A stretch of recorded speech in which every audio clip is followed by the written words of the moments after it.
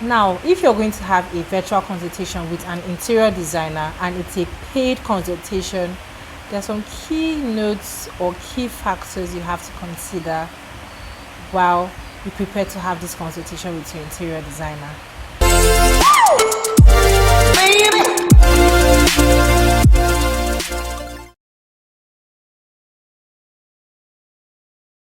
So everyone right now has jumped on the whole virtual consultation bandwagon right now. We are talking about sectors such as medicine to finance to education, and interior design is not left out basically. So in this video, I'm going to be teaching you how to prepare, basically prep to have a virtual consultation with any interior designer of your choice. So before we go ahead into this video, I'm going to give you 3 advantages of this virtual consultation right now in interior design. Number 1, it is very accessible now to both clients and interior designers from all over the world. So now you can work with any interior designer from any part of the world of your choice. So far, he or she offers virtual consultation as one of their services. 2, it is very flexible. So when I talk about flexible, you can be in the comfort of your home and basically host such consultations with your interior designer. 3, time is very precious, and so with this virtual consultation you have the ability to fix an appropriate time that's best suitable for you to have these kinds of consultation with any interior designer of your choice from any part of the world. So yeah, you have to jump on that bandwagon if you haven't jumped on it already.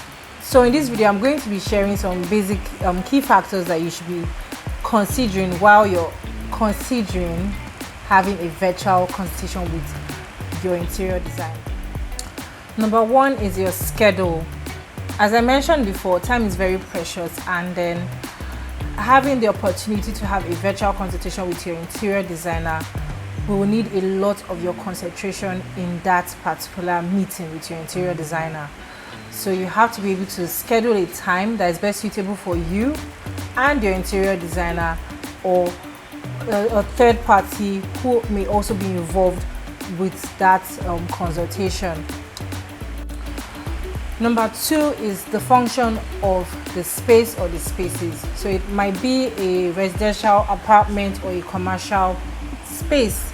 You have to know the function of the space or the spaces in the building ahead of time before the virtual consultation with your interior designer. This will help communication easy with you and your interior designer, and basically taking notes, key notes down while you're conversing in that meeting. 3, the floor plan.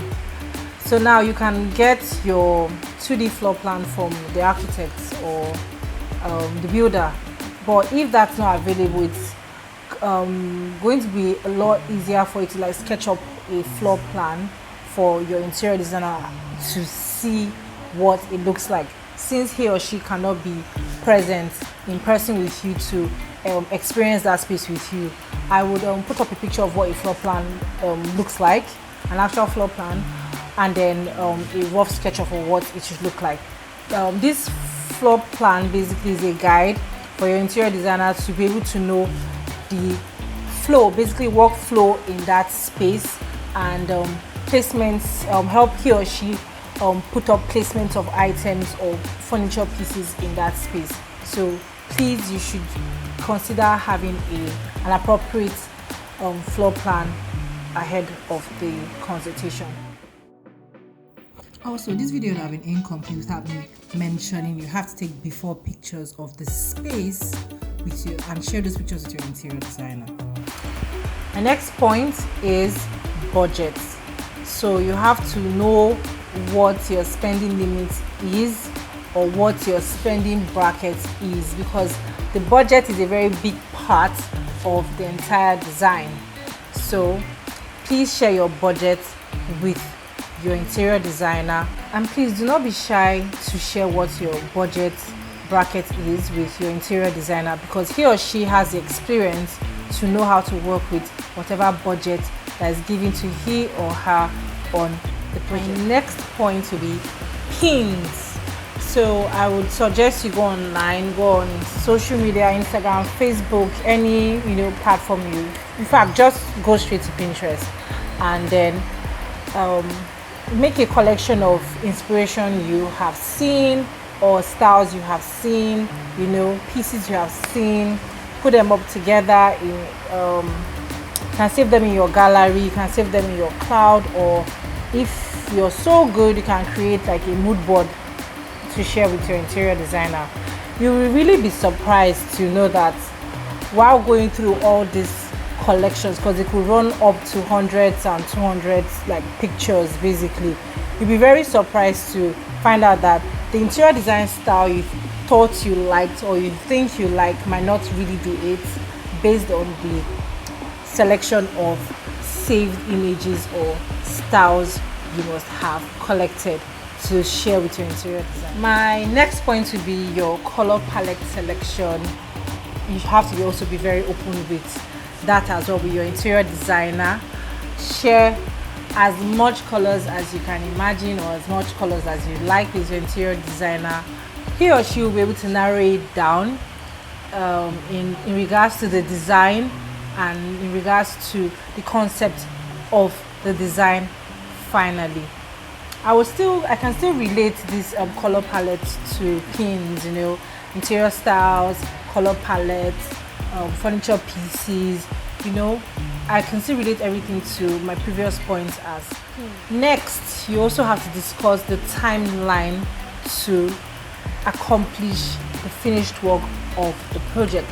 It's very important for you and your interior designer to have a very clear communication and clear agreement on the timeline, which you both will agree on to basically accomplish the project. My additional tip today will be for you to run through or basically walk through everything you presently own in your space or in the space which you're proposing to be worked on by your interior designer. Your interior designer, basically, I was going to say I would appreciate, because I would appreciate, so I believe your interior designer would appreciate you walking through or running through every piece or position you have in the space that will be kept and things that will be discarded. It's very important for you to separate two of them, and it will also make the project faster. It will make the completion of the project basically run faster. So take out a list, or you can easily even also take pictures. You can pin them as well amongst the collection of images you'll be sharing with your interior designer. Pin the things you already have, so if you have a dilemma about them, you and your interior designer can go through them together while on that virtual. If you have questions or you have like a design project that you need help with, please, I'm very open to questions. You can find the links to my social media pages in the description box below in this video. I'll be very glad to be of help to you. I hope you found these tips to prepare for your virtual consultation with your interior designer very useful. Please do not forget to give this video a thumbs up. Do not forget to share. Do not forget to subscribe to this channel. Till next time.